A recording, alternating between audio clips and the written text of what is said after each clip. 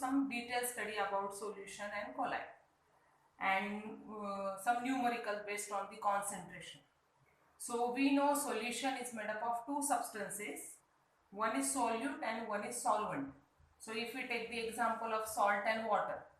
Salt and water. So salt is solute and water is solvent because salt dissolves in water. So solution is made up of two substances, solute and solvent. Now what is solute? Substance which is present in less amount in the solution. If we take the solution of water and salt, salt is in less quantity. So substance which is in less quantity, it is solute.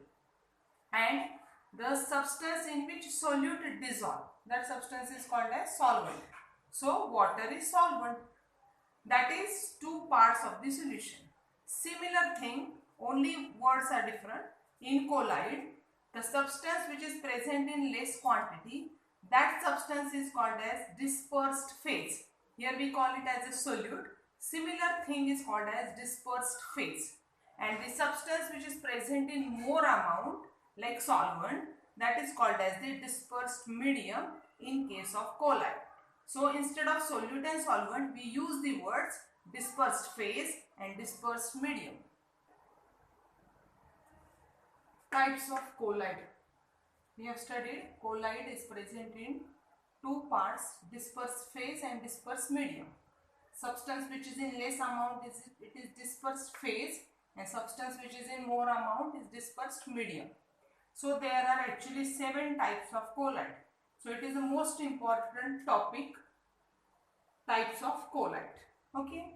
So there are 7 types of the colloid: sol, solid sol, aerosol, emulsion, foam, solid foam, and gel. Now if we consider the example of sol. Sol means what? The substance which is present in less amount is solid and which is in more amount is liquid. So simple example, we take the example of ink, or we take the example of soap solution. In ink, dye is the solid material and water is the liquid material. So ink is actually mixture of dye in a water. So solid in a liquid. Now solid sol. Solid sol means dispersed phase and dispersed medium, both are solid. So example of the solid sol is colored gemstones like ruby, emerald. These are the example of the colored gemstones. Now third type is aerosol. Aerosol means solid in a gas, substance which is in less amount, it may be solid or it may be liquid. So solid in a gas or liquid in a gas, when solid added in a gas or liquid dissolved in a gas, then that is the example of aerosol. Example of aerosol is smoke, fog, or we can say the cloud. Now fourth, emulsion. Emulsion in which both are in liquid state. Dispersed phase is liquid and dispersed medium is also liquid, and most famous example of this is milk. Milk is a type of emulsion. Butter or face cream, these are also example of emulsion. Now third, foam. In foam, dispersed phase is gas and dispersed medium is liquid. It is in less amount, it is in more amount. So example of foams are shaving cream or soap bubble. Now solid foam, when gas is in less amount and solid is in more amount, means gas is added with the solid, then it is called as the solid foam. Example of solid foam is sponge or bread. Now here last topic is gel. In gel also similar to first one, see here solid and liquid. Here also solid and liquid. But here solid and liquid mix together and it forms a continuous network of that material. So it is slightly different. Here solid dissolve in a liquid. Here solid does not dissolve in a liquid. Together these two comes together and forms a continuous network. So here also dispersed phase in both cases is same. Dispersed medium in both cases is same. But here solid and liquid forms a continuous network of that material, that is called as the gel. An example of gel is jellies or jelly chocolates or gelatin or hair gel or face gel. These are the types of the colloid. So the substance which is in less amount is dispersed phase and substance which is in more amount is dispersed medium. Next topic is concentration of solution. Now what is concentration of solution? The amount of solute present in a given quantity of solution. Okay, how much solute is present in given solution, that is nothing but the concentration of solution. Means if we take the solution of salt and water, in that solution how much salt is present, that is nothing but the concentration of the solution. So we have simple formula of the concentration of solution is equal to mass of solute upon mass of solution, not solvent. We have to take the mass of solution. How can we calculate the mass of solution? By adding the mass of solute and solvent into 100. Concentration of solution is equal to mass of solute upon mass of solution into 100. We will take one simple example. If 10 gram of salt is added in 90 gram of water, we have salt in how much quantity? 10 gram, and we have water in how much quantity? 90 gram. So what is the mass of solute? We know salt is solute and water is solvent. So what is the mass of solute? That is the 10 gram. But if we want to calculate the mass of solution, solution means we have to add the mass of solute plus mass of solvent. Which is solute here? Salt. What is its mass? 10. What is solvent here? Water. What is its mass? 90.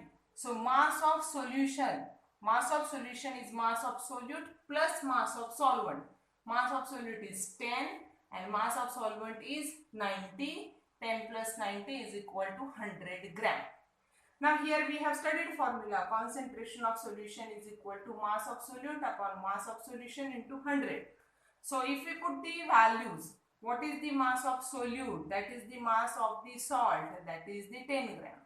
What is the mass of solution? Solution means mass of salt plus mass of water. Adding both, we got here what? 100 gram. So mass of solution is 100. And here in the formula we have 100. So both these 100 get cancelled. What remains? That is the 10. So what is the concentration of solution? That is the 10%. Now second example. If 110 gram of copper sulfate is dissolved in 550 grams of solution. So copper sulfate is solute and mass of solvent is not given here. Something is solute, but directly mass of solution is given. So we don't have to calculate like earlier sum mass of solution. Here in this sum directly mass of solution is given, mass of solute is given. We just have to write formula. Concentration of solution is equal to mass of solute upon mass of solution into 100. Mass of solute is copper sulfate. What is the mass of solute? 110. And what is the mass of solution? 550. So if we reduce, it is 11 by 55, it is 1 by 5. So 1 by 5 into 100 means 100 upon 5. That is the 20. So we are asked what is the concentration of the solution. So what is the concentration of solution? That is the 20%. Now third example. A solution contains 50 ml, 50 ml of alcohol mixed in 150 ml of water. Calculate the concentration of solution. Now what is solute here? Alcohol. In how much quantity? 50 ml. And what is solvent here? Water. What is the quantity of water? 150 ml. Now see, solute and solvent both are in the liquid state. In earlier example we have seen solute is in solid state.